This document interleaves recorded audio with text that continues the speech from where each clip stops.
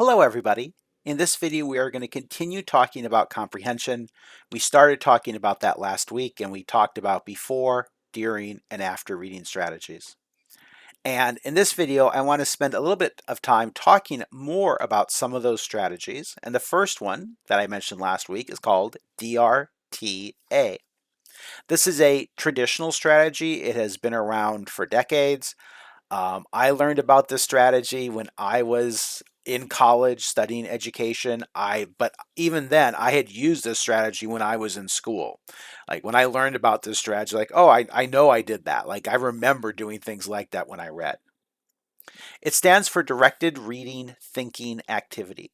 It's also possible to do it with read alouds when it becomes a directed listening thinking activity. So there are variations on this, just like there are on most strategies. The directed part.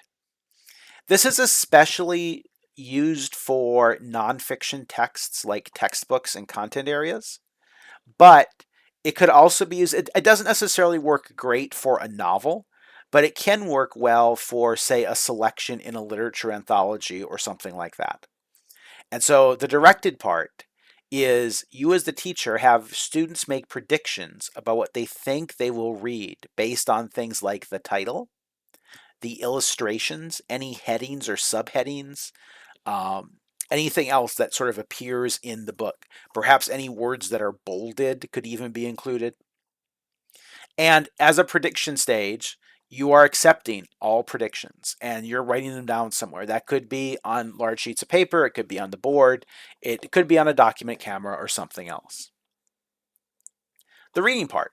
Students read to predetermined stopping points. So it might be every 3 paragraphs, every page, whatever it might be. You want them short enough so that students can finish them so you can discuss them. And then at those stopping points, discuss the predictions that students made and discuss, are they accurate or not? And then refine them. And then repeat that process of predicting and then reading until the text has been completed. The thinking part. At the end of each section, students go back to their predictions. They analyze their own individual predictions. So not the class predictions, but their own. And then they verify or they modify their predictions based on textual evidence. And again, directed listening is another possibility. You could certainly have students do this with less discussion after they're used to it. They could write predictions down. Students could do this in small groups once they're used to it. That way it would be a little bit easier because you could have groups reading at different reading levels, for example. And if you search for DRTA online, you will find numerous graphic organizers that could also be used. I mentioned KWLS in our last video. I do want to briefly go over it again just because I think it's important and it's commonly used. So the traditional KWL, what I know about something, what it is I want to find out, and what I learned about it. This is used for research reports. So if you're teaching your students research, this is something that you might have students do. It can also be used though for informational reading. I do like the S version, which is what I still need to find out. So KWL, you should know that term for taking teacher licensure exams, but do be aware that variations like KWLS do exist. I mentioned some others last time, like there's an H sometimes included, like how am I going to find out this information? The next strategy I want to mention is close reading. Close reading requires multiple read-throughs of a compelling, complex, thought-provoking text. And this probably won't be a text that students would necessarily choose themselves to read for like independent reading. Instead, it might be a novel that the class is reading. It might be a selection from the literature anthology. It could certainly be a poem or something else. It could be a nonfiction text as well if it's complex. So the basic procedure for close reads, first, key ideas, set the purpose for reading, And initially have students read the text as independently as possible without background building. Normally you would background build, but for a close reading assignment, you want students to kind of do that on their own. Have students look for the key ideas of the text. So if it's nonfiction, they're looking for the main idea. If it's fiction, they're looking for story elements. If it's poetry, they're looking for elements of poetry. The second part is craft and structure. Here you have students reread a particularly important passage. And eventually you might have students do this more self-directed, so they're choosing the passage, but initially you're choosing the important passage. And in groups, have students discuss that particular passage, that particular section. What choices did the author make? How did they structure text? What vocabulary did they use? How did they use or maybe not use imagery? And how do all of those things affect the passage? And then integration of knowledge and ideas. Have students synthesize and analyze from multiple texts, including multimedia sources. And here you might use sticky notes or graphic organizers or other tools to help that integration and really synthesis process. I will put this link in the LMS so that you can take a look at it as well. Another traditional type of reading response for comprehension that's still commonly used is called QAR, and QAR stands for question, answer, relationship. And for question, answer relationships, at its easiest are things that teachers use sort of without even any more connecting them to QAR. But the idea is that there are different levels of questions. And we relate this often to higher order thinking skills. The simplest questions are right there questions. Those are questions that are clearly answered in the text. You can point to it. You can say it's in paragraph 3 or on page 17 or whatever. A little bit more challenging are think and search questions. These are something like a compare and contrast assignment. It's not a right there question, although the information is in the text, it's in multiple places in the text. So you have to think about what you're looking for and you have to search for it. Author and you questions are inference questions. They require the reader to infer something from the text. So it's not going to be right there. They have to use a cliche, read between the lines to get it.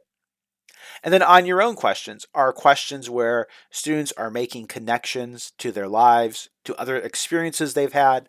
That might be to other books they've read. It might be to other classes they've taken. It might be to a movie they saw.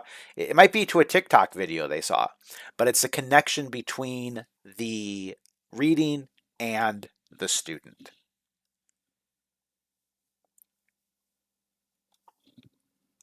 Those question types are sometimes helpful to explicitly teach to students so they come to recognize what words are commonly used for a right there question as opposed to a think and search question. So they don't sort of use cognitive load on a question type trying to use something that isn't called for by the question they're being asked.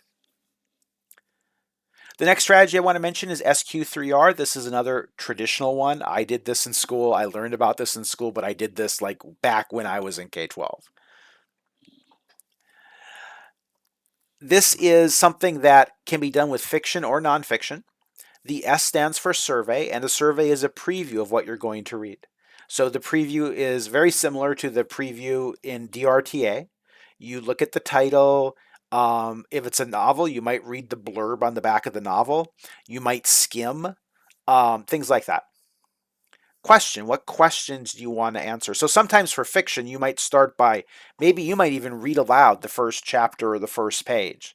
And if it's if it's an engaging one that's going to draw students in, and then have students decide what questions do they want to answer as they go on to read. Of course, that also works for nonfiction text, which is what it was initially designed for. Then students read, and then they recall. They try to answer those questions they want to answer just from their memory without having to use the text. And then once they've recalled it, regularly review it to get it into long-term memory. And at the same time, as part of the review, discuss with others, take and review notes, and so on. And then I want to end with one pagers. One pagers are one of my favorite things to do. If this were an in-person class, I'm sure I would have you do a one pager. Um, I'm of the opinion that for most strategies, there's not one correct way to do them. And I'm in the minority there, I think. People sometimes get really upset if a strategy isn't followed to the letter. But in reality, what you do with a strategy depends on the needs of your learners. And it's going to vary. And that's how I came to use one pagers. So let's talk about what they are. A one pager is completed on, I think I talked about this last week as well, so I apologize for the repetition. It's on standard size blank paper, like a standard printer piece of paper, a standard copy piece of paper. It always includes the title and author, and the majority of the paper, or at least the central image of the paper, should be a visual. The visual should be colorful. I made sure that my students, I learned this from a colleague, were not allowed to use stick figures because drawing stick figures it shows a lack of effort. It doesn't take any thought or effort to make a stick figure. And as I learned this from my colleague who told her students, she said, I am not artistically gifted, but look at the example I did. I can draw a person that doesn't look like a stick figure, so can you. And I am less artistically gifted than my former colleague, and I can as well. This could be something that illustrates something in the story, but it could also instead be a symbol that visualizes something. And I would also share that with students. They say, well, I can't draw people. Or maybe the story was about, animals. And they're like, I certainly can't draw, a talking chihuahua or something. And like, well, what was it about? What do you think the theme was? And as they talk about that, I say, well, what could you draw that would symbolize the theme? So the visual doesn't have to illustrate the story per se. And in some cases, it's even better if it doesn't. It can be a visual that symbolizes the message of the piece, the theme of the piece. And then the other element of a one pager are the textual elements. And here, choose what works for what you're teaching. So I would usually require students to include passages from the text, important passages. That might be passages that just had good use of language. It might be passages that supported some sort of literary element, a passage that illustrated rising action, or a passage that illustrated a round character, or a passage that helped to support the theme of the work. I would often have students include vocabulary words, a connection to their life. Connections are sometimes very important. It kind of depends on how in my school district, connections were important because there were assessments that were specifically tied to connections. So we as teachers always tried to really emphasize connections. Now, that may not be true in your case, and so you don't necessarily have to do that, right? They never did all of this for a one pager. If you search for one pagers online, you will find lots of examples at all sorts of different levels. Some of them are incredibly detailed. My students did not often go give super detailed ones. And that's okay. It depends on what you want and how much time you give for it. I would also often have students just start the year with a one pager. I would have them do a personal one pager where they drew something that symbolized themselves. And for the quote or the passage in the one pager, I had them include their school appropriate expression or how their best friend would describe them, again, in school appropriate ways. Now, like all other strategies, one pagers can be overused. If you're doing a one pager, every other day in your classroom, your students are going to get sick of it. Like every other strategy, some students are really going to gravitate to it and some aren't. And that's okay. It is something to put in your toolbox and use occasionally. It's not something that you have to use constantly. And that's true for all of the others as well. Try them out, see if they work or not. And if they don't work, don't give up on them forever. Try them the next semester, especially if classes change, or try them the next year. Sometimes something that doesn't work with one group of students will work really well for another, and vice versa. So I hope you got some ideas from this. If you have any questions, please let me know. Thanks for watching.